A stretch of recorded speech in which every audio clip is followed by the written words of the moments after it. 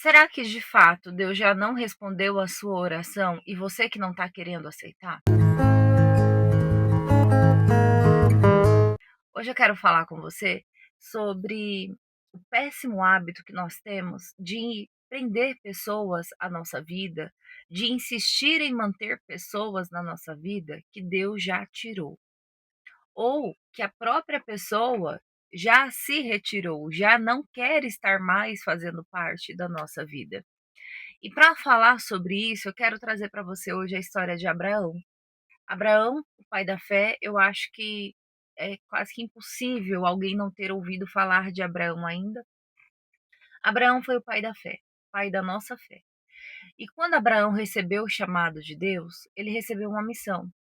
E Deus foi muito claro, muito específico na missão que deu a ele. E a missão foi: olha, sai do meio da sua, sai da sua terra, saia do meio da sua parentela e vá para o lugar onde eu vou te mostrar. E assim Abraão fez. Abraão se despede do seu pai, pega a sua esposa Sara, pega os seus bens, mas ele leva o seu sobrinho. Ele cumpre a ordenança de Deus de forma parcial. Quando Deus fala para Abraão sair do meio da parentela, era para ele sair de fato só ele e a esposa. Por alguma razão, Abraão leva o seu sobrinho Ló, ele leva parte da sua parentela com ele. E quando a gente começa a observar a trajetória de Abraão a partir desse momento em que ele sai junto com Ló, nós vemos um silêncio de Deus. A gente vê que Deus não manda mais um anjo para falar com Abraão, Deus não se manifesta a Abraão de forma alguma.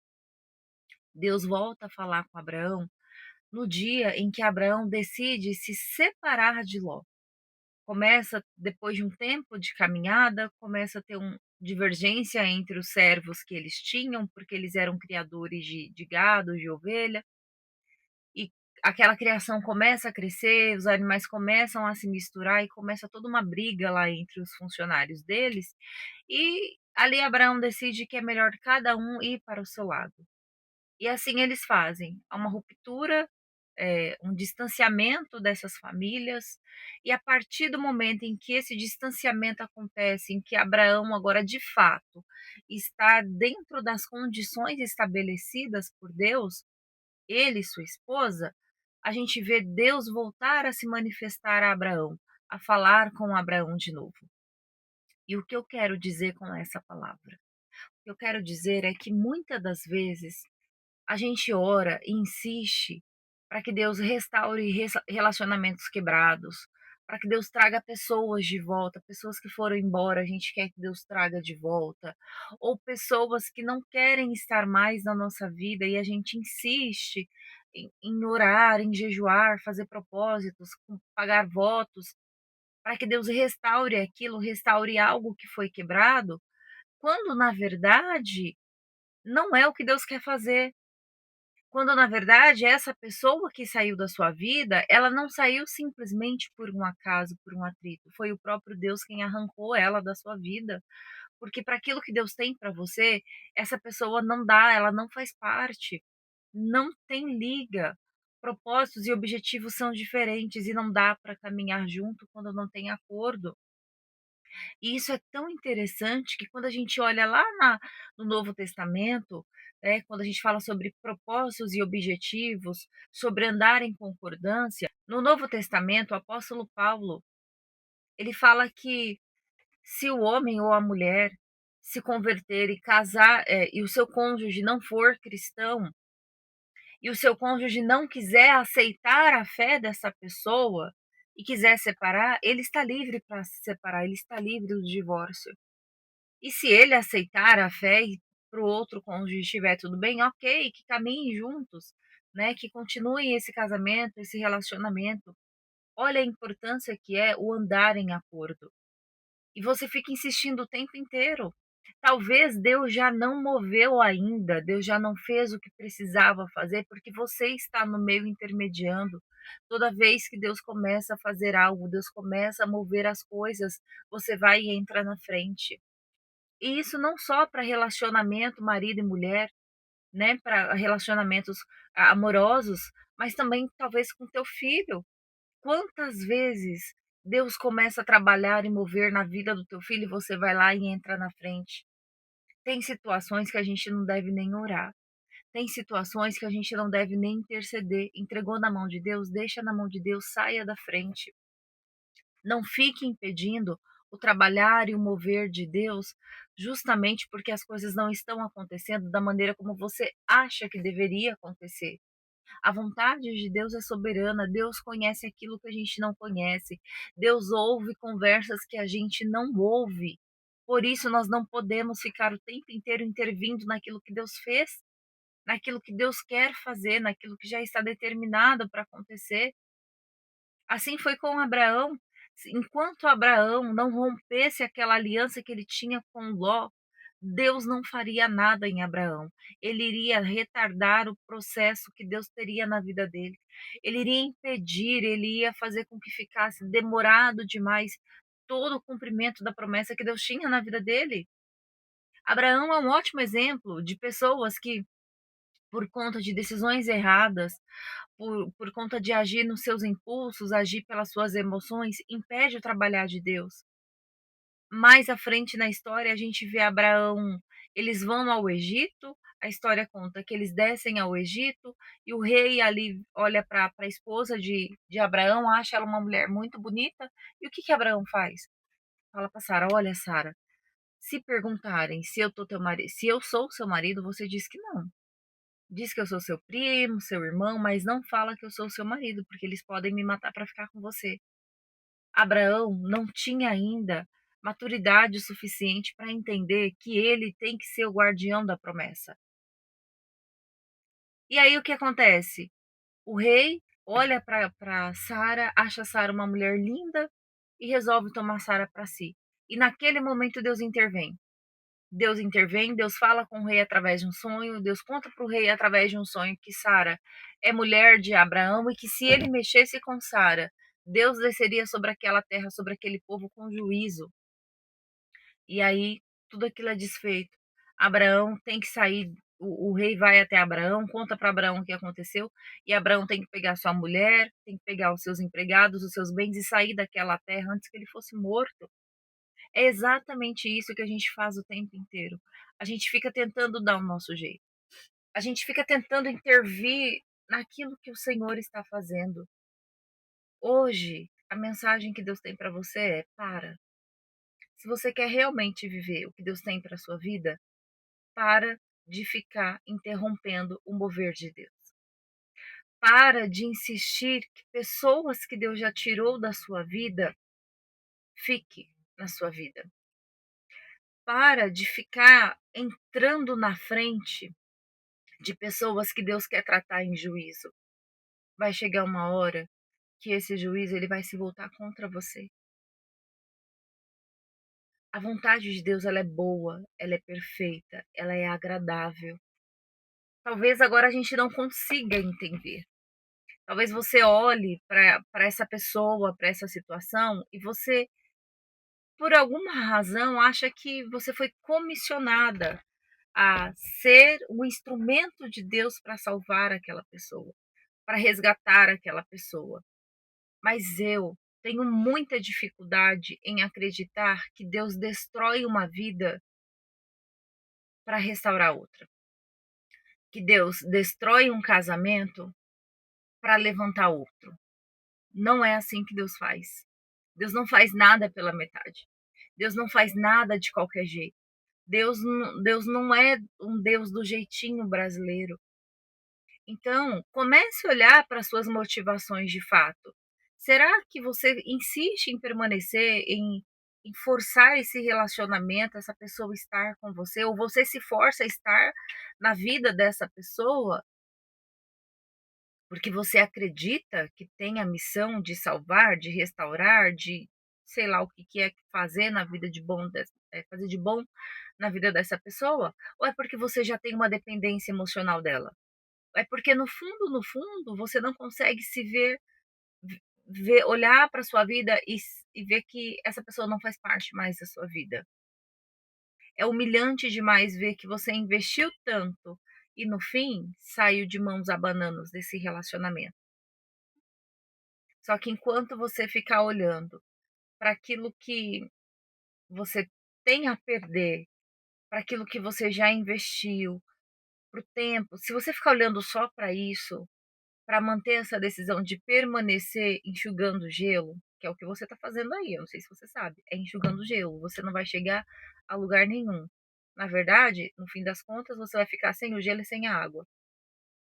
Essa é a resposta. Enquanto você insistir nisso, a sua vida para, as bênçãos que Deus tem sobre você ficam retidas e aquilo que você tem para viver de extraordinário não vai chegar. Não vai chegar. Então, quem sabe hoje é o dia que você pode tomar a decisão de, ao invés de ficar fazendo pela outra pessoa, você começar a fazer por você. Olha as suas motivações. Olha quantas vezes durante toda a sua vida você se anulou, você abriu mão das suas vontades para que a vontade do outro acontecesse, para que o bem-estar do outro sempre estivesse em primeiro lugar, seja esse outro um marido, um filho, um namorado, um amigo, um parente, sua mãe, seu pai, não importa quem seja esse outro. Comece a olhar para você agora. O que te motiva a estar sempre nesse lugar de sacrifício, a estar sempre nessa posição de anular-se em prol do bem-estar do outro? O porquê que você não deixa essa pessoa aí? E eu quero ir um pouquinho mais fundo com você agora. Quantas pessoas que já não estão nem fisicamente mais na Terra, pessoas que já morreram, e ainda assim você não deixa essa pessoa aí? Ainda assim, você se agarra na ideia de eu não aceito que ele morreu, eu não aceito que ela morreu. Você fica morrendo junto, porque junto com essa pessoa morre os seus sonhos, morre os seus projetos, você mata as oportunidades que surgem, porque você fica nesse, sabe, nessa condição eterna de não aceitar, de não querer, como se a sua não aceitação fosse mudar o fato de que essa pessoa não vai voltar mais. E aí, ao invés de você honrar a memória dessa pessoa que você tanto ama, você simplesmente paralisa. E quem está à volta, ao invés de olhar para isso de uma forma positiva, de olhar para sua mãe, para o seu pai, para o seu amigo, para o seu marido, seu namorado, sua esposa que morreu, olhar de uma forma boa, com as boas lembranças, fica aquele viés negativo de que, olha, no fim da vida dessa pessoa, olha como o outro ficou. Você entende? Então, assim, eu sei que não é fácil. Deixar as pessoas ir não é fácil. Abrir mão desse sonho, desse projeto que foi frustrado, que fracassou, que faliu, eu sei que não é fácil, porque talvez você dedicou uma vida, você perdeu muitas coisas, você abriu mão de muitas coisas investindo nesse projeto e ele não deu certo. Só que o que eu quero dizer para você hoje é: Deus tem o melhor para você. Por mais difícil que seja acreditar nisso, Deus tem o melhor para você. E se esse projeto não deu certo, é porque esse projeto que faliu, esse daí não era o melhor que Deus tinha. Olhe para ele. Olhe para esse fracasso, veja o que você pode aprender com isso e solte isso, deixa isso embora, enterre isso de uma vez. Recomece de novo quantas vezes for necessário, mas não fique apegada em coisas que já acabou. Saia desse lugar. Saia desse lugar de paralisia, saia desse lugar de achar que você tem que dar certo, de achar que você tem que salvar a pessoa, sabe? Esses votos secretos que a gente fica fazendo o tempo inteiro. Errar, perder, falir, tudo isso faz parte da nossa vida, isso é normal. Não que seja o que Deus queira para nós, mas infelizmente faz parte do processo. Faz parte do processo porque nós somos humanos, nós somos falhos. Então se levante hoje e faça uma análise. O que que você precisa deixar ir? Quem que você precisa de fato deixar ir. Solte, faça isso, solte, libere, declare com a sua boca, fale em palavras. Olha, fulano, eu te libero, você está livre, né? Não, eu não quero mais isso. Ah, vai ser fácil? Vai ser um passe de mágica? Lógico que não. Lógico que não. Quanto tempo você está agarrado nisso? Não vai ser tão simples assim. Mas é um processo. É um processo. E como todo processo, tem começo, tem meio e tem fim. E o processo da perda ele acaba, o processo da liberação ele acaba, o processo do divórcio ele acaba, sempre quando tem um ponto final. O próximo passo é o recomeço. Basta você escolher recomeçar. E não recomeçar de qualquer maneira. É você olhar para a sua história e ver o que você pode melhorar, o que você pode não fazer, que padrão você pode não repetir. São decisões e escolhas conscientes. Porque se você não começar a se posicionar de maneira racional e ficar sendo movido o tempo inteiro apenas pela emoção, pelo que você sente, pelo que você acha, você vai continuar dando com a cara nessa porta, nessa parede invisível que está na sua frente, que te impede de avançar, que te impede de seguir. Então hoje a minha mensagem para você é: solte todos os pesos. Solte todos os pesos que te prendem, que te impedem de avançar, de seguir, de viver o novo. Se você está com medo, vá com medo mesmo, o medo não vai embora. Quanto mais você se agarra no medo, mais ele vai crescer. Eu lembro que quando eu fui saltar de paraquedas, essa era a minha frase, eu dizia para mim mesma, eu falei assim: "Olha, o medo não vai embora nunca, o medo faz parte da nossa vida. O medo é como uma semente, quanto mais você nutrir, quanto mais você regar, mais ele vai germinar, mais ele vai crescer, mais as raízes vão aprofundar. Então o que que eu vou fazer? Eu vou com medo mesmo. Tô com dúvida? Eu vou com a dúvida mesmo. Já que o medo não quer me deixar, ele vai ir comigo.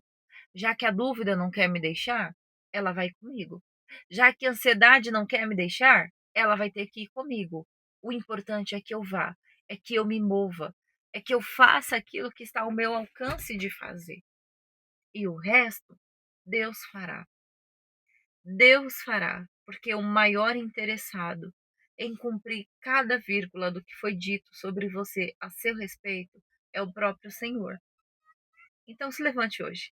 Fique com essa palavra e que o Espírito de Deus ele venha sobre você com clareza, que ele abra os seus olhos, que ele remova toda cegueira espiritual, que ele remova todas as lentes que estão manchadas, que estão sujas, que impedem você de enxergar as coisas como elas realmente são. E que toda essa nuvem de encantamento, de engano, de ilusão que te cerca o tempo inteiro, que ela seja dissipada, que ela seja removida em nome de Jesus, para que você enxergue a verdade, para que você enxergue que pela força do seu braço não dá certo, que enquanto você insistir em fazer do seu jeito, não vai dar certo. Chame Deus para dentro desse projeto. Chame Deus para vir tomar o controle da sua vida e deixe Deus tirar quem ele quer tirar. E quem Deus já tirou, para de insistir em trazer de volta. E aí você vai ver o que de fato é ter uma vida plena e abundante. Eu espero que esse vídeo tenha feito sentido para você. E se fez, deixa aqui o seu like, compartilha, se inscreva se ainda não é inscrito no nosso canal e até o próximo vídeo. Que Deus abençoe.